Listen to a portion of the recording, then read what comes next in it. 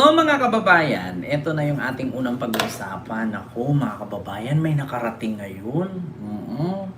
May chismis na nakarating ngayon mga kababayan na kung saan. Ha? Kaya daw pala, ha? Kaya daw pala mga kababayan, ayaw sumuko ni Bantag. Hala, bakit nga ba?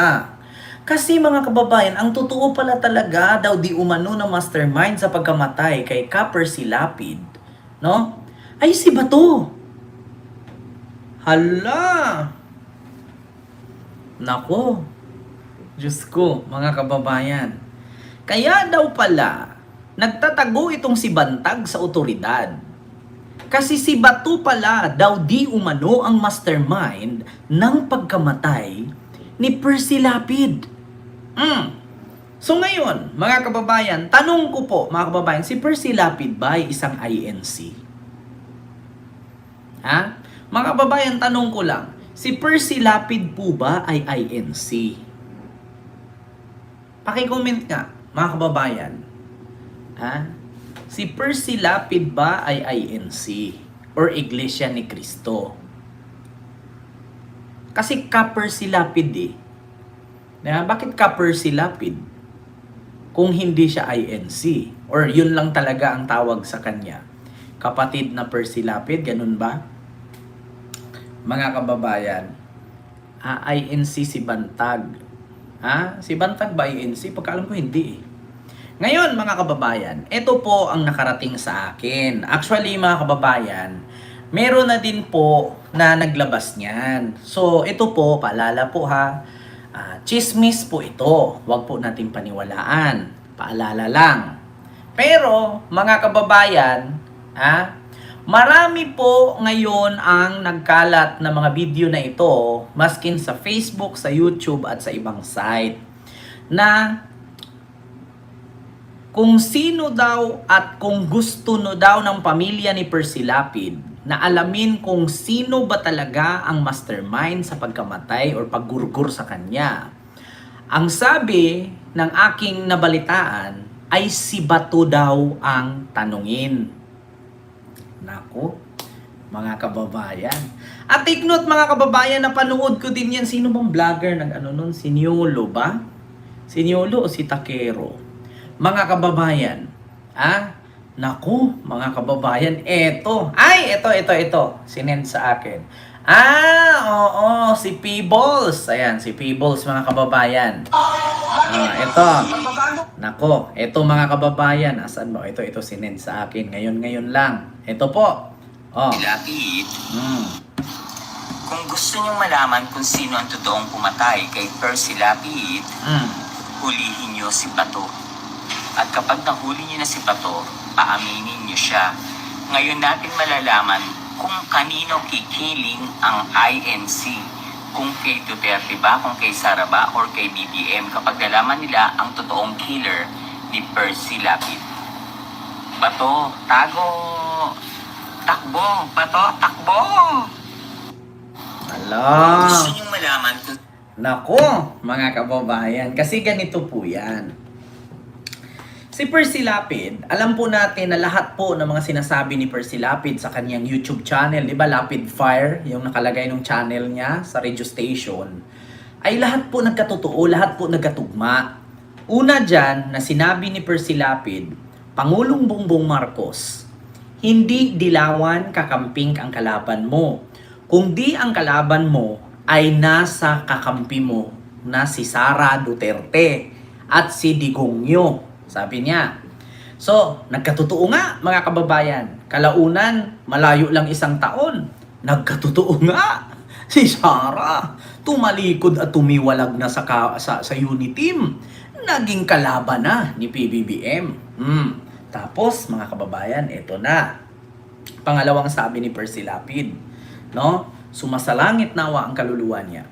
Ngayon mga kababayan, sabi ni Percy Lapid, alam nyo, yan si Sara, darating ang panahon, mai-impeach yan. Nagkatotoo nga. In-impeach nga sa Kongreso. Tapos ngayon, kaso hindi matuloy ang impeachment niyan. Bakit? Kasi po, mga kapatid, mga kababayan, Sabi ni Rapid, itong Supreme Court, lahat ng mga punente dyan, or mga appointee ni Digong, lahat dyan hawak niya sa leeg. Itong Supreme Court, 11 dyan, puro appointee ni Digong. Kaya kahit mali, gawin nilang tama. Kasi ang labanan dyan, numbers game. Nagkatotoo nga mga kababayan. Lahat ng mga appointee dyan sa Supreme Court, puro ka-fraternity ni Digong, nagkatotoo nga naman. At idideklara niya na unconstitutional itong impeachment kasi nga lahat yan ay ka-fraternity ni Digong, mga appointee niya yan. Numbers game. So, nagkatotoo nga, mga kababayan. Naku po. At bukod doon, mga kababayan, isa pa ito sa sinabi ni Percy Lapid. Yung about sa droga, sangkot si Digong dyan. Nako.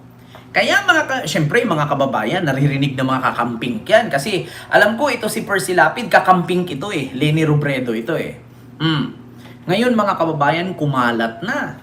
Nagkatotoo na. Sindikato daw yan, mga Duterte. Ano daw yan? Mga mafia daw yan. Naku, nagkatotoo nga naman. Diyos ko. At hindi natin maitanggi mga kababayan na naglabasan nga itong mga picture ni Pulong, kasama si Kenneth Dong, si Charlie Tan, si Sammy Uy, sino pa? Si Michael Yang, sama ni Digong, si Peter Lim, lahat halos na mga drug lord. Magkakasama si Pulong at si Baste, doon kumakain sila, may mga humihiga-higa pa ngayon sila. Naku, nagkatotoo nga naman. Naku. Kaya ngayon mga kababayan, simula nung inilabas ito ni Percy Lapid, kasi syempre maraming naniniwala kay Percy Lapid at that time. Ang lakas-lakas ni Percy Lapid noong pandemic. Parang kasabayan ni FLM yan yung Francis Liu Mangusin.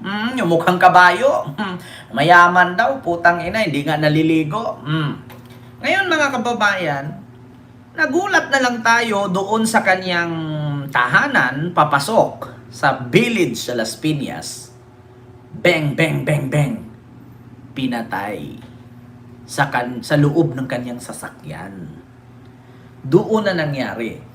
Kaya mga kababayan, bakit si Bantag ang naging mastermind sa pagkamatay ni Percy Lapid? Hindi lang naman ang baho ni Bantag ang nilabas ni Percy Lapid, kundi mas marami ang baho ni Digong. Kaya ngayon mga kababayan, Mamartismos na Hilo po. Kaya ngayon mga kababayan, eto na, maraming ang nagsusulputan.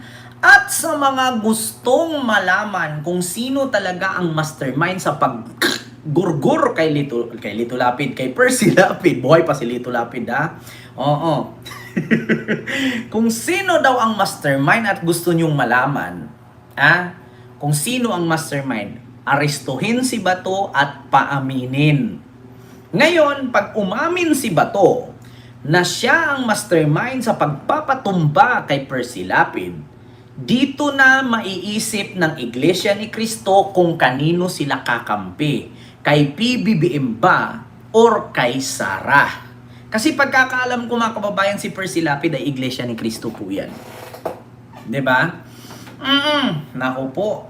Kaya mga kababayan, isa sa rason na kung bakit si Bantag ayaw sumuko at magpahuli sa otoridad. Kasi hindi naman pala siya ang mastermind, kundi si Bato di umano. Naku po. Hala. Oo, Ma'am Almalay ko. Totoo po talaga yan, ma'am. Kasi alam niyo kung bakit? Napakarami at nagkatugma-tugma nga lahat ng mga sinasabi ni Percy Lapid. Ngayon, pag nalaman ng Iglesia ni Cristo ito, nakakapatira nilang si Percy Lapid ay pinatay sa utos ni Digongyo kay Bato na ipatumba kasi nabisto ang baho niya sa pamamagitan ng paglahad ni Percy Lapid. Kanino sila kakampi? Kay Sara o kay PBBM? 'Di ba? Ala, nako. Eto na. Diyos ko. Sino ang totoong pumatay kay Percy Lapid? Hulihin niyo si Bato. At kapag nahuli niyo na si Bato, paaminin niyo siya. Ngayon natin malalaman kung kanino kikiling ang INC. Kung kay Duterte ba, kung kay Sara ba, or kay BBM kapag nalaman nila ang totoong killer ni Percy Lapid. Bato, tago! Takbo! Bato, takbo! Ala. Kung gusto niyong malaman kung sino ang totoong pumatay kay Percy Lapid, hulihin niyo si Bato. Nako. At kapag nahuli niyo na si Bato, paaminin niyo siya. Ngayon natin malalaman kung kanino kikiling ang INC. Kung kay Duterte ba, kung kay Sara ba, or kay BBM kapag nalaman nila ang totoong killer ni Percy Lapid. Bato, tago! Takbo! Bato, takbo! Ala. Like po tayo mga kababayan. Naku, ito na nga. Pantay po natin yung like. Ala. Diyos ko, puntahan nga natin si Percy Lapid. Ha? Percy Lapid to Duterte. Ang dami kasi talagang alam ni Percy Lapid, mga kababayan, na binulgar patungkol sa mga Duterte.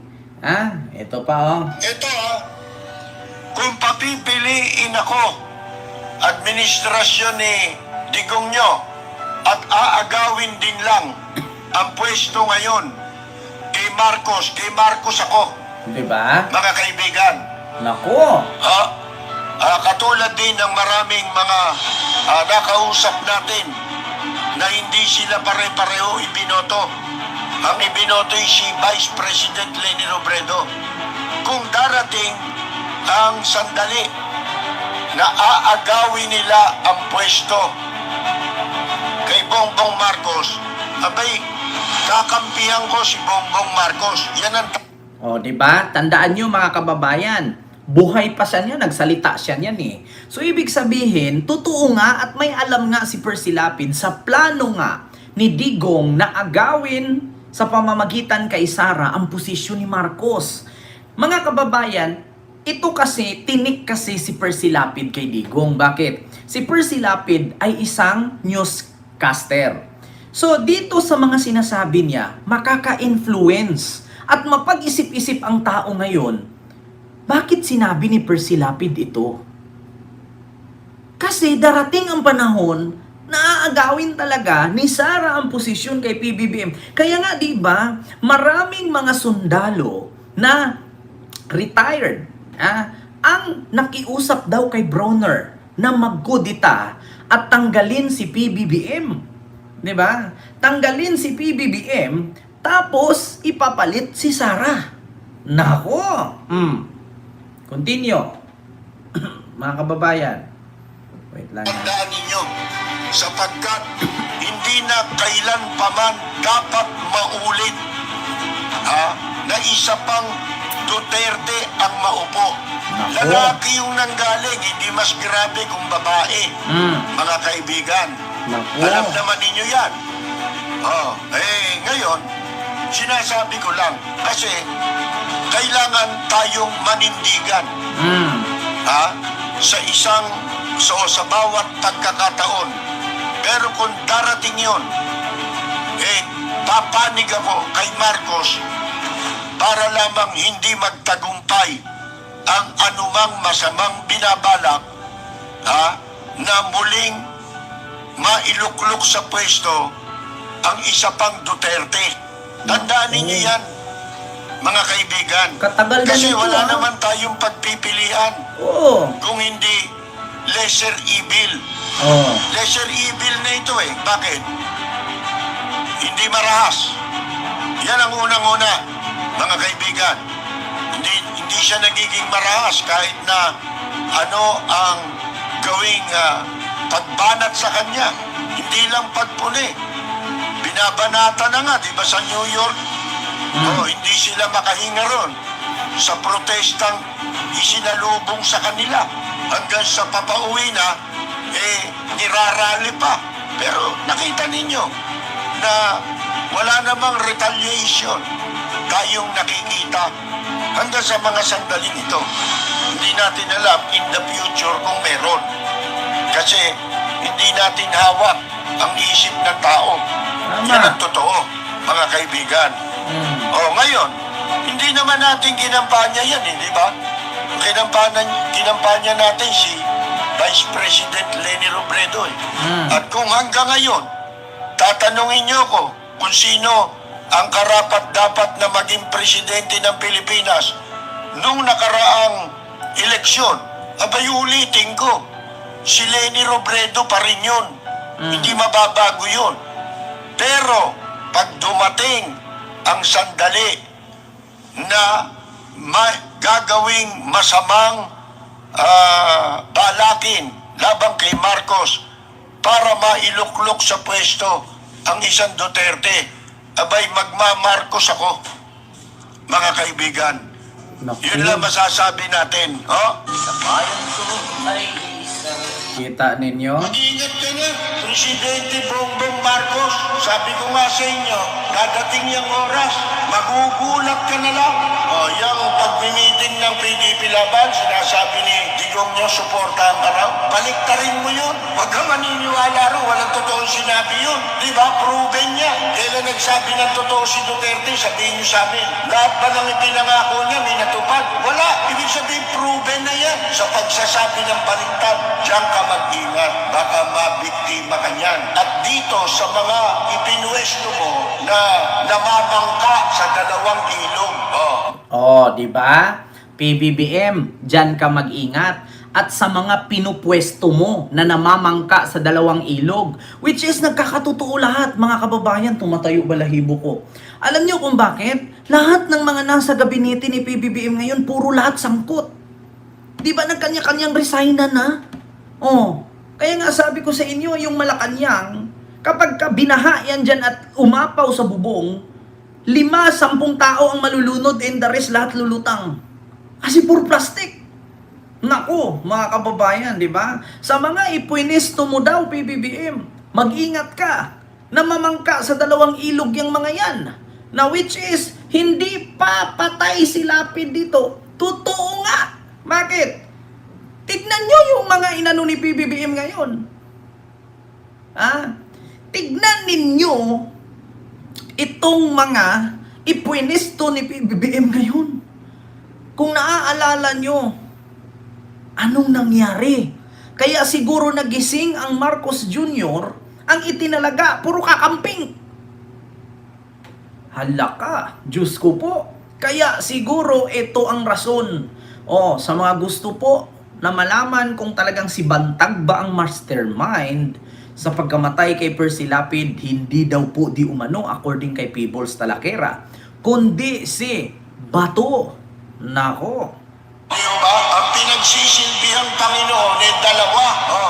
Bukod sa'yo, mas importante yung isa dahil maraming naipo na yun. Marami ng populasyon para maproteksyonan ang kanilang sarili. Diba? Bukod sa si PBBM ang luluhuran na Panginoon or amo, mas kakampihan si Digong kasi marami na yung naipon at marami nang napadulas. Sa madaling salita, marami nang nasuhol. Diba? Kita ninyo, totoo nga. Diba? Totoo nga naman. Nako. Mga pangayon ng malaking pondo, di ba? Sa education, mga kaibigan. Saan gagamitin yan? Matakot ka. Yan ang sinasabi ko sa inyo. Baka mas masahol pa gawin sa iyo dyan kaysa sa nangyari sa tatay mo. Patay naman sa pamamaril ang veteranong broadcaster na si Percy Mapasa o mas kilalang Percy Lapid. Pero palaisipan pa rin ang motibo. Nagpuang patay sa barangay Talundos sa Las Piñas kagabi. Sakay ng itim na Innova si Mapasa at papasok na sa BF Resort Village ng pagbabariling ng riding in tandem. Mag-iingat ka na, Presidente Bo. Si Roque, isa sa taong kailanman hindi dapat pagkatiwalaan. Si Harry Roque. Yung taong lumabas ang tunay na kulay. Nako. Panoorin mo yung video. Yung video, nandiyan ba? Yung video. Ito panoorin ninyo. Si Harry Roque daw. Gumagawa ng issue mga Hayop na ito. Kala naman nila, pinagpipiestahan sila dahil sikat sila. Hindi nila alam, pinagpipiestahan sila dahil pinagtatawanan sila. Naku, di ba? Pati si Roque. Huwag pagkatiwalaan. Ngayon, ito si Roque, dating professor ito na UP. At nag-aral din sa UP. Buhay pa siya dito, ha? Where is your honor and excellence? Kasi nga naman, nag-aral ka dyan, nagturo ka dyan. Alam na alam mo, alam mo naman ng UP, karamihan ng mga mahuhusay, matatalino, dyan ang gagaling Kaya lang yung iba, sumobra talino. Di ba? Sumosobra talino nung iba. Pero, ang University of the Philippines, kahit ano sabihin mo, pangunahin pa rin na universidad dito sa Pilipinas dahil maraming nag-aaral dyan na mga scholar. Di ba? Mataas ang standard. So, ano yan merong mga paninindigan, liberal ang tao dyan di ba? Puro liberal. Malaya kang makapag-iisip. Na gusto mong paniwala, nasa tao yun Para relihiyon yan Di ba? Ang pag-aaral naman sa eskwela, walang ipinagkaibaya sa relihiyon. Hindi ba? Malaya kang pumili ng gusto mong ideolohiya. Bahala ka sa buhay mo. Buntot mo, hila mo. Ganun yan mga kaibigan. Ngayon, di ba, ikaw ang masamang produkto ng UP. Binibigyan nila ng kasalanan yung UP na pinalilitaw nila, nagpo-produce ng mga NPA. mga NPA. yung mga sumasama sa NPA. Diba? Ang tawag mo dyan, mga subversibo. Yan, alam nyo sinong nag-promote niyan? Si Digong. Yun daw mga nagka-graduate sa UP, pagka-graduate daw ng abogado, doktor, nurse, teacher, nasa bundok may bitbit Armalite. Sinong may sabi niyan? Si Digong. Kasi bakit? Ang sabi nga ni sino yung Juma Season, si Digong ang pinakamagaling mag-recruit ng mga batang NPA. Nako, mga kababayan. Diyos ko. Inuumpisahan na si Bongbong Marcos tambakan ng issue.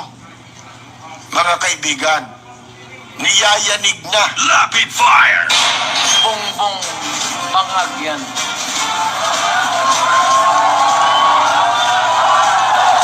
Diba? That's why sinasabi ko na sa inyo ngayon, si Bongbong Marcos bangag noon, ngayong presidente na bangag natin ang presidente.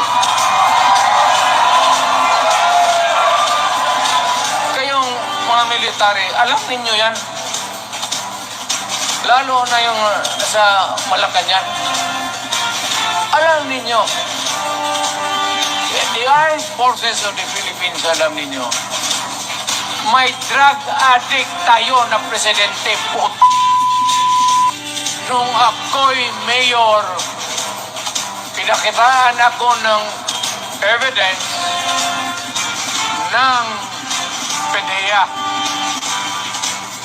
Doon sa listahan, nandoon yung pangalan mo. Diba? Minsan yung mga tao dapat sumisigaw-sigaw yun, nakaganon lang yung iba. Kasi alam nila si Digong nag-uulyanin na. Diba? May kami ngayon ni Digong nyo. Kaya mag-ingat na kayo. Aantayin nyo pa bang magkatotoo? Ang lahat ng sinasabi natin bago tayo rapid fire. Magpapatuloy tayo, mga kaibigan. Diba? Sabi Antayin nyo pa bang magkatotoo ang sinasabi natin bago tayo ipatumba? Yun yung sabi ni Lapid. Pag uwi niya, patay na siya. 'Di ba? Kasi alam nyo sa totoo lang mga kababayan, mainit talaga or tinik talaga si Percy Lapid sa administrasyon ni Digong nung panahon na yon. Kasi bago pa man mangyari at bago pa man mapunta si Percy Lapid, sinasabi na which is ilang taon nang nakalipas, unti-unting nagkatotoo lahat ng mga binubulgar niya. Kaya para hindi pa madagdagan ang mga plano na ibulgar ni Lapid or ni Percy Lapid, pinatumba siya. Ngayon, sabi nga ni Peebles, kung gusto nyong malaman kung sino ang nasa likod ng pagkamatay ni Percy Lapid, hulihin nyo si Bato, paaminin ninyo. Pag umamin si Bato, dito makita ng Iglesia ni Cristo kung kanino sila papanig. Kay Sara ba at kay Digong or kay PBBM? Naku po. Ayan na nga, mga kababayan. Eto na nga ngayon. So, totoo ba ito? Nagtatanong lang po Kapag chismis, huwag paniwalaan. Pero kung darating man ang panahon, kasi nga mga kababayan, binalita na nga, at nag-react na tayo kahapon na si Bantag ay nasa Kalinga lang. Kalinga Province. Pinoprotektahan ng katribo, kaya hindi maari-aresto. Pero darating ang panahon na mapasyal si Bantag sa syudad, hindi sa tribo, aarestuhin siya. Ngayon, pag naaresto ba si Bantag, magsasalita na kaya siya? Kung ako kay Bantag, magsalita ako. Bakit? Si Bato ngayon ay wanted. So, wala namang masama kung umamin Ang masama doon kung ikaw ang sumalo. Parang diskaya lang. Ano Bantag? Parang diskaya lang. Handa kang magpakulong para maligtas ang mga nasa likod. Sana Bantag, ilaglag mo na. Kung ayaw mong makulong. Kaya nga ba, kaya tanong ko ngayon mga kababayan, kaya nga ba ayaw ni Bantag sumuko dahil si Bato ang mastermind? Naku po, tatanong lang po. Diyos mio Marimar. Yun na nga, Yun na nga mga kababayan. Diyos ko. Ay,